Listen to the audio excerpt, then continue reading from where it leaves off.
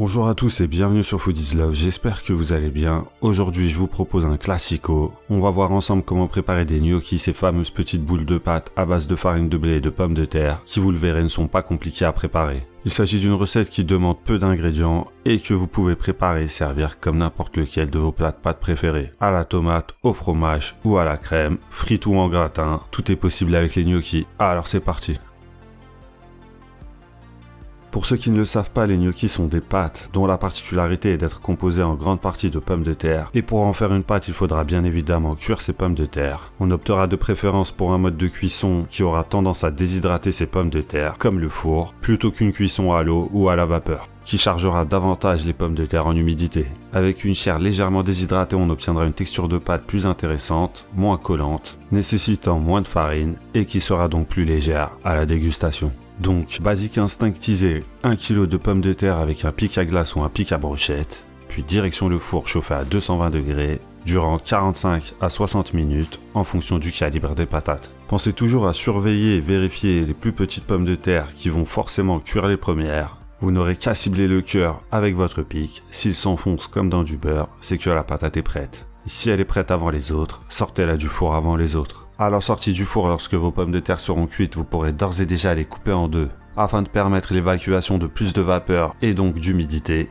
Ça permettra également d'accélérer le refroidissement, car vous allez devoir les prendre en main, afin de récupérer la chair et afin de vous débarrasser de la peau. Une fois les pommes de terre refroidies, tout ça se fera très simplement. Vous pourrez soit détacher directement la peau, ou récupérer directement la chair à la cuillère.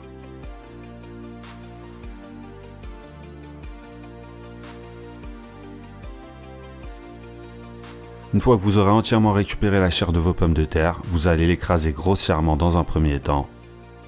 Si jamais vos patates sont encore chaudes, je vous conseille de les laisser refroidir avant de poursuivre. Vous pourrez ensuite les transformer en purée sur votre plan de travail ou dans votre aire de jeu préférée pour faire des pâtes. Si vous n'avez pas de presse-purée, vous pouvez le faire à la fourchette. Assurez-vous simplement d'obtenir une purée à la texture bien lisse. Pas de grumeaux, pas de morceaux.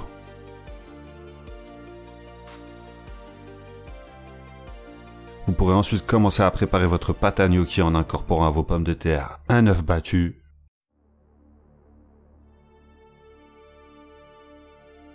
une cuillère à café de sel et environ 120 g de farine tamisée. Pourquoi environ 120 g et pas précisément 120 g?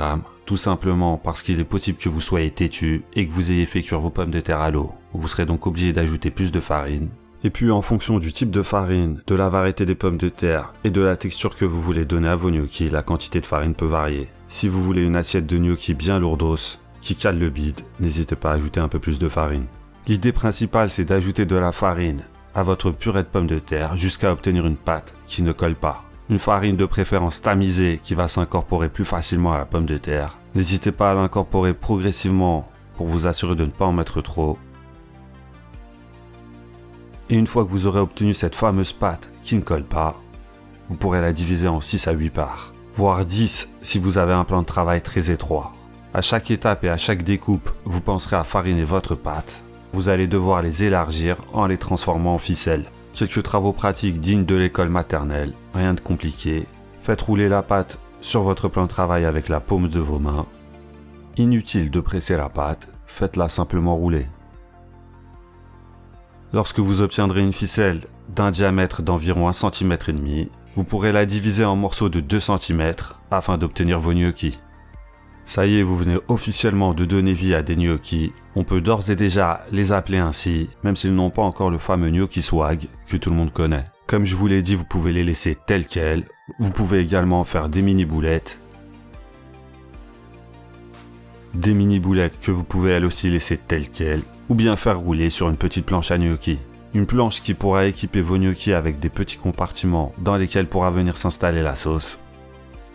Si planche à gnocchi il n'y a pas, fourchette se débrouillera.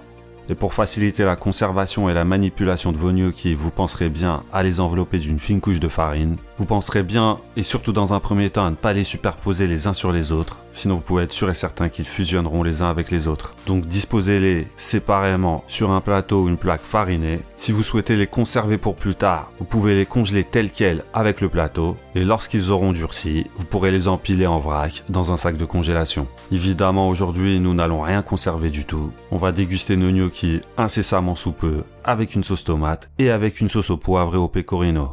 On démarre avec la sauce tomate pour laquelle on va verser dans une poêle chauffée à feu doux moyen 3 généreuses cuillères à soupe d'huile d'olive, une huile d'olive dans laquelle on jettera 3 gousses d'ail hachées grossièrement et un filet d'anchois. Ensuite ajoutez une généreuse poignée de piment, une généreuse pincée de piment en flocons ou en poudre. Faites revenir l'ail et le piment dans l'huile quelques minutes.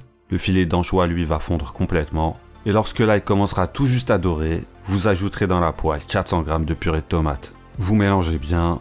Assaisonnez avec un peu d'origan ou de basilic, une généreuse pincée de sel. Vous laisserez ensuite cette sauce mijoter et réduire sur feu doux moyen pendant 30 à 45 minutes en mélangeant régulièrement pour vous assurer que la sauce n'accroche pas et ne brûle pas au fond de la poêle. Réduction faite, vous obtiendrez une sauce bien épaisse qui se sera en partie déshydratée avec la texture d'une tomate concentrée. Lorsque la sauce aura réduite, vous pourrez mettre vos gnocchis à cuire en les plongeant dans une eau en ébullition non salée. Une fois plongés dans l'eau, comme toute pâte fraîche, vos gnocchis vont cuire très rapidement, 2 ou 3 minutes. Ils vous indiqueront eux-mêmes lorsqu'ils seront prêts, en flottant à la surface.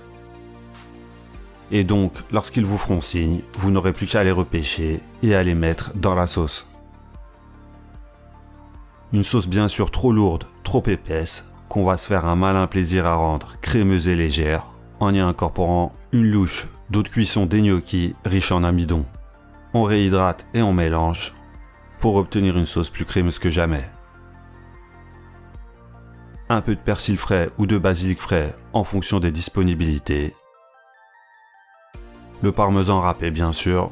Et vous avez là une délicieuse assiette de gnocchis à la tomate.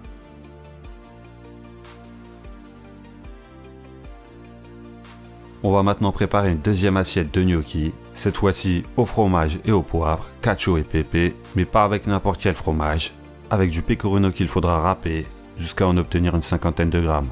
Un fromage râpé que vous placerez dans un bol. Bien évidemment, on n'en laissera pas une miette pour ce fromage qui n'est pas donné mais qui en vaut la peine. Maintenant que vous avez votre fromage râpé, vous allez pouvoir torréfier un bon quart de cuillère à café de poivre moulu. Faites-le chauffer à feu moyen pendant quelques minutes en le remuant bien, jusqu'à ce qu'il vous assaille de notifications nasales. Pendant ce temps-là, vos gnocchis sont dans le bain chaud. Vous allez pouvoir secourir le poivre et l'empêcher de brûler en l'arrosant avec une petite louchette d'eau de cuisson. Arrosez également le pecorino avec 3 ou 4 cuillères à soupe d'eau de cuisson pour obtenir une crème bien épaisse. Et lorsque les gnocchis seront cuits, vous pourrez les plonger directement dans la poêle avec le poivre. Coupez le feu, ajoutez ensuite votre crème au pecorino, mélangez et laissez la magie opérer.